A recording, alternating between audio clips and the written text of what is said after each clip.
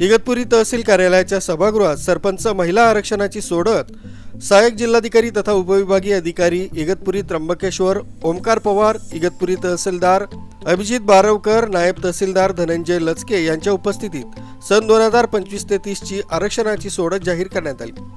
सोडती दरम्यान गावातील इच्छुक उमेदवार तसंच नागरिक मोठ्या संख्येने उपस्थित होते। याविषयी अधिक माहिती ओमकार पवार यांनी दिली। मुंबई ग्रामपंचायत अधिनियम 1958 आणि सरपंच उपसरपंच निवडणूक अधिनियम 1964 नुसार इगतपुरी तालुक्यातील स्त्रियां ज्या 96 ग्रामपंचायती आहेत त्यातील स्त्रियांचं जे आरक्षण आहे त्याची सोडत आज शांतपणे इगतपुरी येथे पार पडलेली आहे। राजू देवळेकर, न्यूज 7 मराठी, इगतपुरी।